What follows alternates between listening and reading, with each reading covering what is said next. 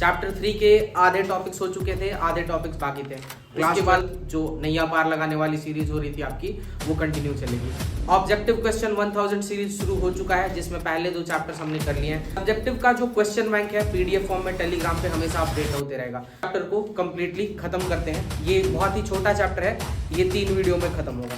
ये चैप्टर हम लोग 3 वीडियो में खत्म करेंगे। मैग्नेटिज्म एंड मैटर जो हमारा 5th चैप्टर है, जो बोर्ड के पर्पज से इंपॉर्टेंट है, बट सभी बच्चे ध्यान देंगे। चैप्टर 3 हम लोग का लास्ट टाइम चल रहा था। चैप्टर 3 के आधे टॉपिक्स हो चुके थे, आधे टॉपिक्स बाकी थे। उसके बाद से कुछ टेक्निकल डिफिकल्टीज के कारण लेक्चर्स नहीं आ रही थी, तो 3-4 मैं यहाँ पे ऑलरेडी क्लास में पढ़ा चुका हूँ। तो मैं चैप्टर 5 से वापस इस सीरीज को कंटिन्यू कर रहा हूँ। क्लास 12 जो नैया पार लगाने वाली सीरीज हो रही थी आपकी, वो कंटिन्यू चलेगी। ऑब्जेक्टिव क्वेश्चन 1000 सीरीज शुरू हो चुका है, जिसमें पहले 2 चैप्टर्स हमने कर लिए हैं। 3rd चैप्टर का ऑब्जेक्टिव आज आ जाएगा। सब्जेक्टिव क्वेश्चन भी पहले 2 चैप्टर्स हमने कर लिए हैं। सब्जेक्टिव का जो क्वेश्चन बैंक है पीडीएफ फॉर्म में टेलीग्राम पे हमेशा अपडेट होते रहेगा। सेम पीडीएफ में आपको सारे चैप्टर्स अंत तक मिल जाएंगे, और अगर आपको जरूरत होगी तो बुक के फॉर्म में भी मैं आपको प्रिंट करवा के उसको दे दूंगा। फिलहाल हम लोग क्या करते हैं, इस चैप्टर को कंप्लीटली खत्म करते हैं। ये बहुत ही छोटा चैप्टर है, ये 3 वीडियो में खत्म होगा। ये चैप्टर हम लोग 3 वीडियो में खत्म करेंगे। मैग्नेटिज्म एंड मैटर जो हमारा 5th चैप्टर है, जो बोर्ड के पर्पज से इंपॉर्टेंट है बट कॉम्प्लिकेटेड नहीं है, काफी सिंपल टॉपिक है। तो इस टॉपिक के बारे में आज हम लोग बात करते हैं। इस टॉपिक के बारे में हम लोग देखते हैं डिटेल में सारी चीजें। इस वीडियो का पर्पस आपको सिर्फ थ्योरी बताना होता है, क्वेश्चंस बताना, ऑब्जेक्टिव सॉल्व करवाना, न्यूमेरिकल सॉल्व करवाना। उसके लिए अलग लाइव सीरीज चलती है। लाइव में इंटरैक्शन के साथ साथ काफी अच्छे से क्वेश्चंस हो पाते हैं, और यहाँ पे मैं क्वेश्चन करूंगा, आप लोग बस लिख लोगे, पता नहीं क्या समझ में आया क्या नहीं समझ में आया। इसीलिए लाइव क्वेश्चन प्रैक्टिस ज्यादा बेहतर होता है। ठीक, फिलहाल देखिएगा chapter 5 magnetism and matter. Chapter 5 शुरू हुआ है आज हमारा, जिस चैप्टर का नाम है मैग्नेटिज्म एंड मैटर। इसके इंडेक्स में टोटल मैंने इसको फिलहाल 12 हिस्सों में बांटा है। इस चैप्टर को मैंने फिलहाल 12 हिस्सों में बांटा है, ठीक है, जिसमें से 4 आज पढ़ेंगे, 4 कल और 4 परसों। ठीक है, सबसे पहला टॉपिक है magnetism. Basically this asks us a question, what is magnetism.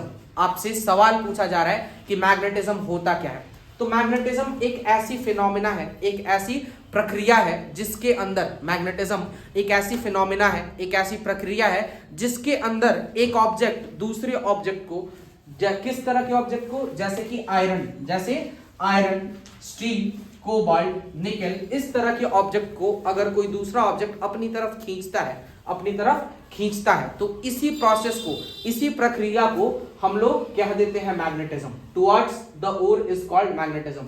अब ये मैग्नेटिक एक ओर होता है, मैग्नेटाइट एक ओर होता है, जो Fe3O4 केमिकल फार्मूला उसका होता है। अब इस Fe3O4 की तरफ ये सारी चीजें क्या होती हैं, अट्रैक्ट होती हैं। जो नेचुरल मैग्नेट होता है वो एक रॉक, एक पत्थर के फॉर्म में होता है, और जब ऐसे रॉक्स, आप लोगों को पता होगा, ऐसे रॉक्स जिनसे मिनरल्स निकाले जाते हैं उनको ओर कहते हैं। उनको क्या कहते हैं, और कहते हैं। तो यहाँ पे भी Fe3O4 से मैग्नेट हम निकालते हैं, और एक ऐसा रॉक, एक ऐसा वो मैग्नेट की तरह होता है, मैग्नेटाइट। पहले पुराने जमाने में जो सेलर्स हुआ करते थे, नाव से जो एक जगह से दूसरी जगह जाते थे, वो डायरेक्शन पता करने के लिए वो उसी ओर को लेके जाते थे, उसी पत्थर को लेके जाते थे, और उस पत्थर को लोडिंग स्टोन भी कहा जाता था, लोड स्टोन भी कहा जाता था। ठीक है, एक बस जनरल फैक्ट है इस टॉपिक के बारे में, पर ऐसे थ्योरेटिकली रेलेवेंट है, पर ऐसे दिमाग में रखना है कहानी की तरह कि पुराने जमाने में सेलर्स जब शिप पे जाते थे तो जो मैग्नेटिक ओर Fe3O4 अपने साथ वो लोग लेके जाते थे, उसको लोड स्टोन कहा जाता था। क्या कहा जाता था, लोड स्टोन, क्योंकि उनको शिप पे लोड करके लेके जाया जाता था, जिससे डायरेक्शन का पता चल सके। आप लोग को पता है कि मैग्नेटिक कंपास हमें डायरेक्शन बता सकता है, तो मैग्नेट्स का इस्तेमाल बहुत सालों से किया जा रहा है डायरेक्शन को बताने के लिए। ठीक, मैग्नेटिज्म अगर क्लियर है तो हम लोग आगे बढ़ते हैं बार मैग्नेट पे।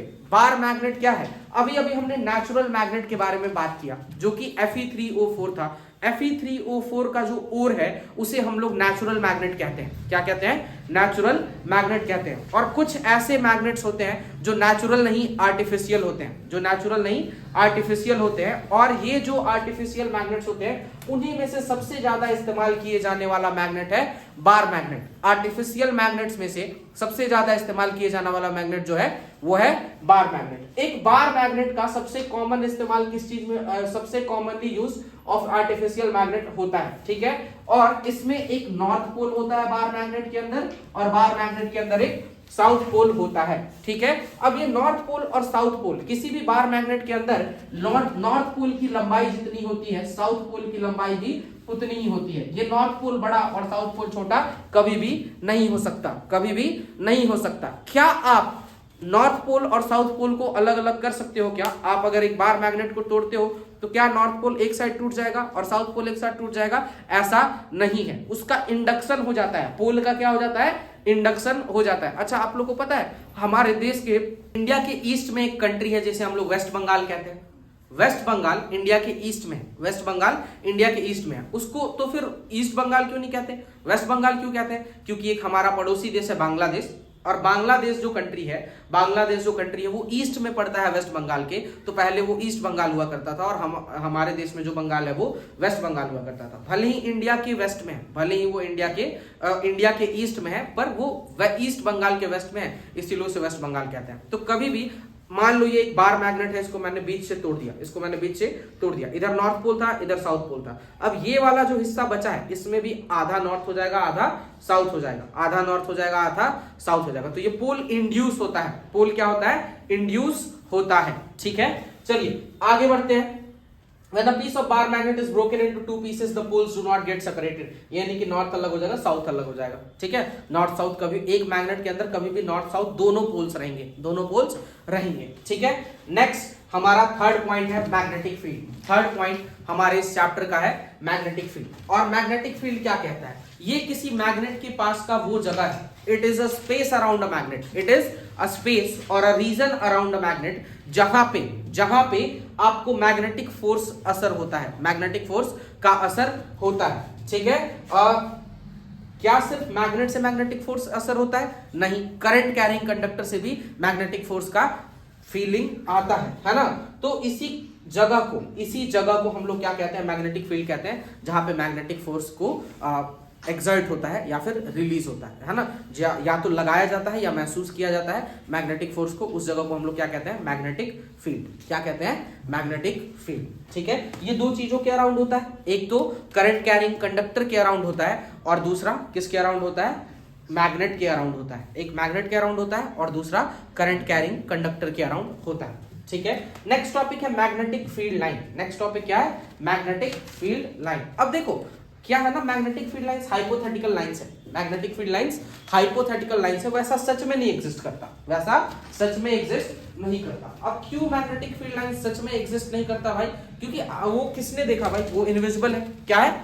इनविजिबल है, ठीक है। पर ये ऐसी लाइंस है, एक ऐसी लाइन है जिसपे हम लोग अज्यूम कर लेते हैं कि एक मैग्नेट होगा, उसके आसपास अगर हम किसी आयरन को रख देते हैं तो आयरन जिस रास्ते से चलेगा उस रास्ते को हमने क्या कह दिया है, मैग्नेटिक फील्ड लाइन कह दिया है। It is an imaginary curve whose tangent at any point gives direction of magnetic field। Magnetic field जो होता है उसकी डायरेक्शन को जो बताता है, जो लाइन बताता है, वो लाइन क्या है, मैग्नेटिक फील्ड लाइन है। मैग्नेटिक फील्ड की डायरेक्शन को बताने वाले इमेजिनरी लाइन को मैग्नेटिक फील्ड लाइंस कहते हैं। और डायरेक्शन पता करने के लिए आपको क्या करना पड़ेगा, टैंजेंट बताना पड़ेगा। डायरेक्शन पता करने के लिए क्या बताना पड़ेगा, टैंजेंट, ठीक है। यहां तक नोट करिएगा, स्क्रीनशॉट ले लीजिए प्लीज। मैग्नेटिक फील्ड लाइंस की कुछ इंपॉर्टेंट प्रॉपर्टीज अभी बोर्ड के ऊपर लिखी हुई है, ठीक है। 4 इंपॉर्टेंट प्रॉपर्टीज। पहला, ये क्लोज कंटिन्यूअस लूप होते हैं। जैसे कि अगर हमारे पास कोई मैग्नेट है, इस मैग्नेट से अगर एक पोल से दूसरे पोल पे अगर मैग्नेटिक फील्ड लाइन जा रहा है तो वापस फिर वैसे ही आएगा, ठीक है।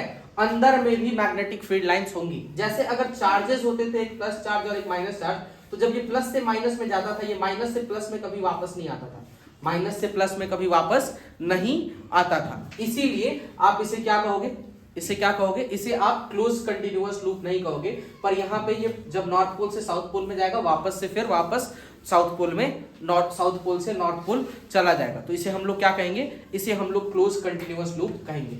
Outside the body of a magnet के बॉडी के बाहर direction of magnetic field lines is from north pole to south pole.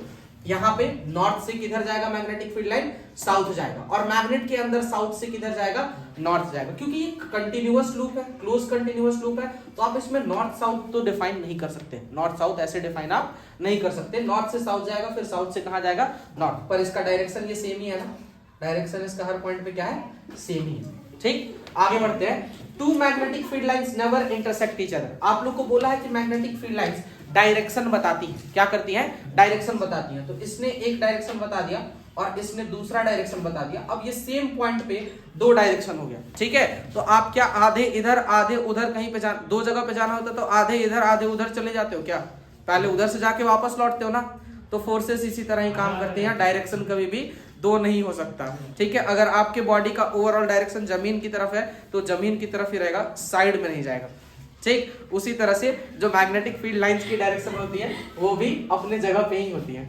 Magnetic field lines exist inside every magnetised material.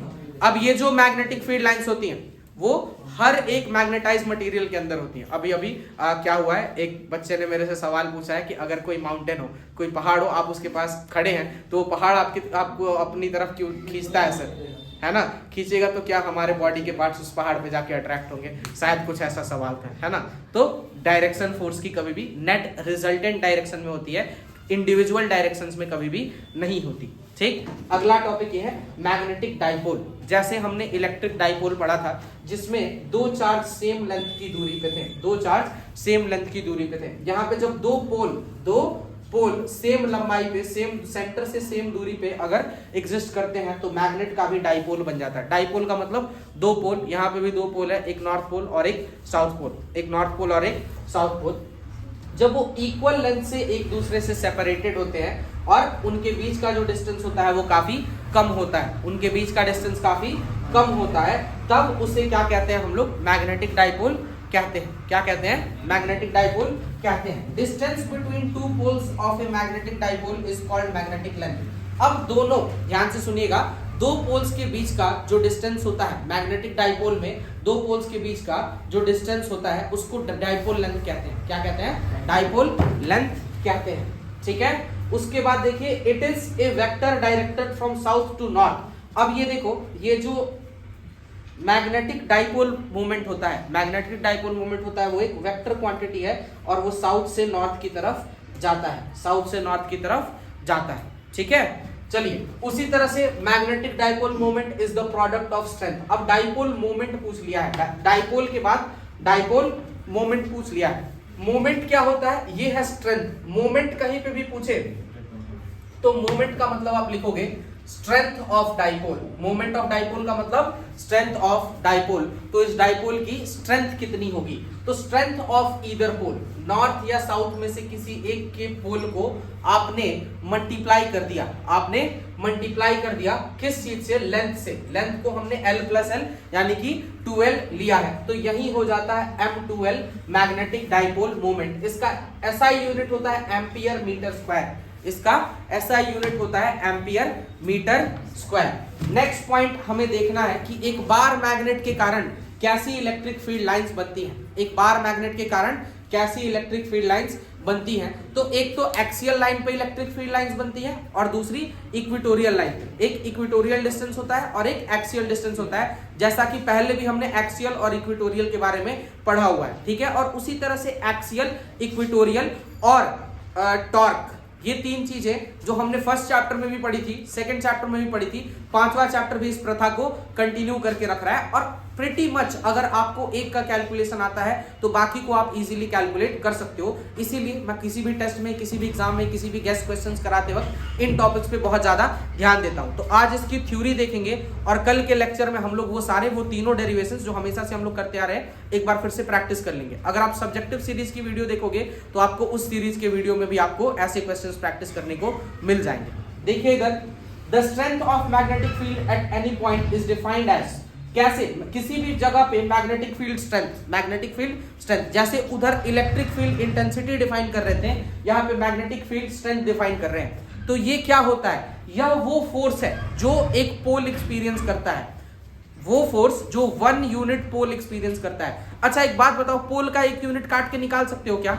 नहीं निकाल सकते। एक यूनिट पोल कहीं से काट के निकाल सकते हो नॉर्थ पोल या साउथ पोल? नहीं निकाल सकते। इसीलिए ये पोल की बात जो हो रही है वो इमेजिनरी होती है। ये जिस पोल की बात हो रही है वो इमेजिनरी होती है। तो it is defined as force experience by a hypothetical unit. एक हाइपोथेटिकल यूनिट नॉर्थ पोल से जो डिफाइन किया गया है strength, hypothetical unit north pole को अपनी, मान लो ये एक यूनिट नॉर्थ पोल है और ये मैग्नेट है। ये मैग्नेट इस एक यूनिट नॉर्थ पोल को अपनी तरफ जिस तरह से खींच रहा है, जितने स्पीड जितने फोर्स से खींच रहा है, वही फोर्स उसका स्ट्रेंथ हो जाएगा, मैग्नेटिक स्ट्रेंथ हो जाएगा। पर ये जो एक यूनिट नॉर्थ पोल वाला कॉन्सेप्ट है वो सही नहीं है, वो बस अज्यूम्ड है, वो बस हमने मान लिया है, ठीक है, सच में वो एग्जिस्ट नहीं करता। नेक्स्ट देखते हैं, it is a vector quantity. Magnetic field strength भी एक वेक्टर क्वांटिटी ही है, ये भी एक वेक्टर क्वांटिटी ही है और इसका डायरेक्शन होता है यूनिट नॉर्थ पोल के डायरेक्शन में। जिधर ये वो जो यूनिट नॉर्थ पोल था, ये मैग्नेटिक फील्ड है, ये हम लोग का यूनिट नॉर्थ पोल है, ये जिस तरह से घूम रहा है वही मैग्नेटिक फील्ड स्ट्रेंथ की डायरेक्शन है, वही मैग्नेटिक फील्ड स्ट्रेंथ की डायरेक्शन है। अब यही वाला field strength axial line, equatorial line और जब यूनिफॉर्म इलेक्ट्रिक फील्ड के अंदर हम लोग रख देते हैं डाइपोल को, तब क्या होता है, ठीक है। तो हम लोग अब मैग्नेटिक डाइपोल के डेरिवेशंस नेक्स्ट लेक्चर में करेंगे। होपफुली आपको सब कुछ समझ में आ रहा होगा। तो लाइक शेयर सब्सक्राइब करिए, 500 सब्सक्राइबर के करीब हम लोग पहुंचा दीजिए। Thank you.